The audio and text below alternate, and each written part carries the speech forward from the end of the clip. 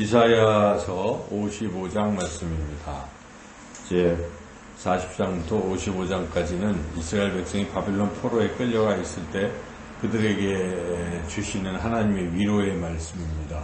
선지자 이사야를 통해서 지금은 바벨론 포로에 있지만 너희들이 이제 포로 생활을 끝내고 고국으로 돌아가게 될 것이다. 이런 말씀이죠. 그 말씀의 이제 끝장인 55장인데 55장은 이스라엘의 그 회복의 모습을 이렇게 말씀하고 그런 회복되기 위해서는 어떻게 해야 되는가 하는 몇 가지 자세에 대해서 이렇게 말씀하고 있습니다. 그래서 지금 하나님께서 이들을 다 부르시고 있죠.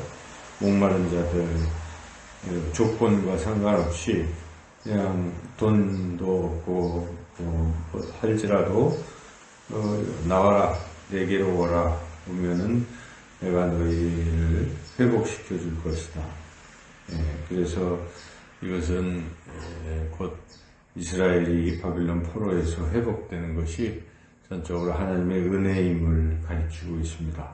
그래서 돈, 값 이런 조건에 있는 것이 아니라 하나님의 은혜임을 나타내고 있습니다. 누구든지 모든 목마른 자들은 다 오라. 마치 우리 예수님께서 예루살렘에서 사람들에게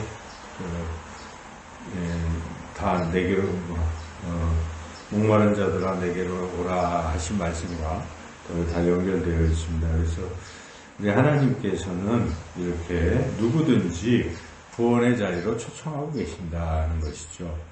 그래서 우리가 전도할 때도 이런 하나님의 마음을 품고 누굴 가려서 전도하는 것이 아니라 모든 이들에게 복음을 전해야 되겠다는 것이죠. 그래서 이렇게 하나님이 부르시고 또 회복시켜 주시겠다. 그 약속을 지금 주고 계시고 이 약속은 반드시 이루어질 것이다 하는 말씀을 또 하십니다. 그래서 마치 10절에 보면은 비와 눈이 하늘로부터 내려서 다시 돌아가지 않고 땅에 내려서 이렇게 풍성한 추수를 주는 것과 같이 양식을 주는 것과 같이 11절에 하나님의 입에서 나오시는 말씀도 되돌아가지 않고 그대로 다 성취된다 하는 것이죠. 그래서 지금 너희들을 회복시키겠다 하는 이 약속은 반드시 이루어질 것이다. 11절에 이제 그렇게 말씀하는 것이고 12절, 13절에도 이것은 내가 내 이름을 걸고 하는 약속이기에 반드시 이루어진다. 회복이 12절, 특별히 13절, 12절, 13절 읽어보겠습니다. 너희는 기쁨으로 나아가며 평안히 인도함을 받을 것이요 산들과 언덕들이 너희 앞에서 노래를 바라고 들의 모든 나무가 손뼉을 칠 것이며 잣나무는 가시나무를 대신하여 나며 화석류는 찔레를 대신하여 날 것이라. 이것이 여호와의 기념이 되며 영영한 표징이 되어 끊어지지 아니하리라.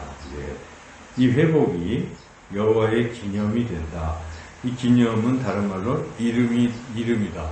그래서 하나님의 이름을 드러내는 것이니까 하나님의 이름을 걸고 하시는 일이니까 이 회복은 반드시 성취된다. 확실한 약속이죠. 그리고 하나님의 그런 능력에 나타나는 명령한 표징은 어떤 것을 드러내는 것인데 하나님의 능력을 드러내는 것이 회복은 하나님의 능력을 드러내는 것이고 그러니까 하나님의 이름을 걸고 하나님의 능력을 나타내는 것일 정도로 반드시 이 약속은 성취된다. 이제 이렇게 하나님이 이사야를 통해서 바벨론 포로에 있는 이스라엘 백성에게 약속하시는 회복을 약속하시는 그런 말씀이죠. 근데 이러한 회복이 이루어짐에 있어서 그 과정에서 이스라엘 포로된 이스라엘 백성들은 어떤 자세를 가져야 되는가 하는 것을 또 말씀하고 있습니다. 첫 번째 자세는 하나님께 나와야 된다는 것이죠. 그러니까 회복시켜 주겠다고 부르는데도 안 오면은 회복이 이렇게 되겠어요. 그러니까 하나님이 은혜를 베푸시겠다고 하고 초청할 때는 그 은혜의 자리, 구원의 자리, 회복의 자리에 나아가는 게 가장 중요하죠. 안 나가면 할 수 없어요. 그래서 하나님께서 다 부르셔서 나오라 했을 때 어떤 잔치 자리에 했더니 안 와요, 전부들. 종을 보내서 오라고 했더니 나는 뭐 바쁘다, 장가 가야 된다, 뭘 해야 된다. 그러니까 나중에 하나님께서 그러면 그냥 아무나 다 데려와라. 길거리에 다 데려다 채워라 해서 그렇게 잔치 자리에 구성된 것이라고 예수님이 말씀하지 않습니까? 그래서 이렇게 중요한 것은 와야 돼.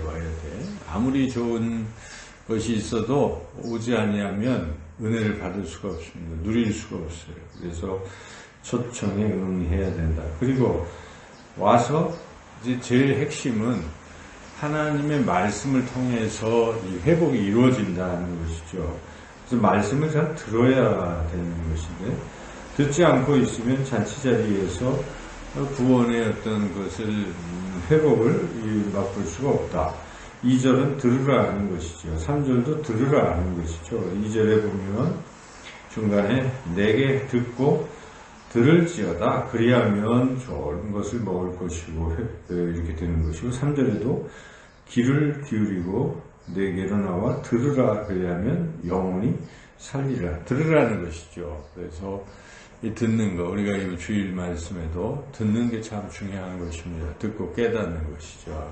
말씀의 씨가 뿌려질 때 그것을 잘 듣고 깨닫는 것. 그러니까 그럴 때 이제 회복이 일어난다는 것이죠.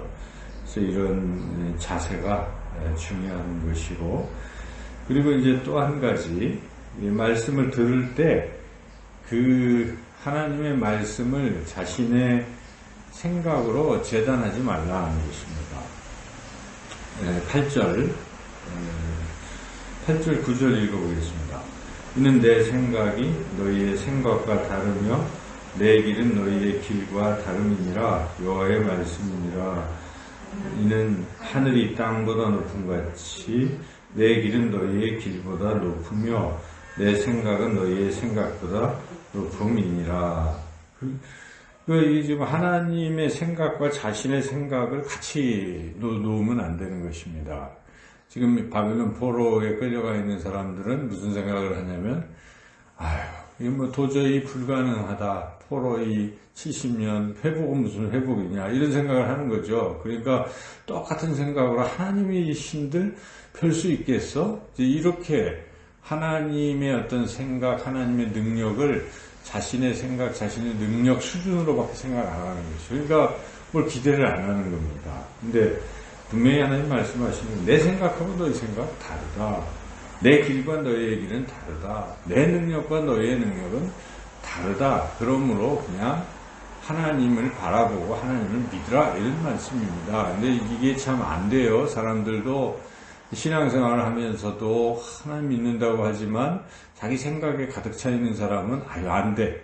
그게 될 법이나 한 소리야? 이렇게 항상 생각을 해요. 그래서 상식으로 뭐든지 판단하고 상식으로 자기 생각으로 제안을 해요. 어떤 하나님의 놀라운 역사, 하나님의 능력이 나타나는 것을 제안해버리는 것입니다. 여러분 안 그렇습니까?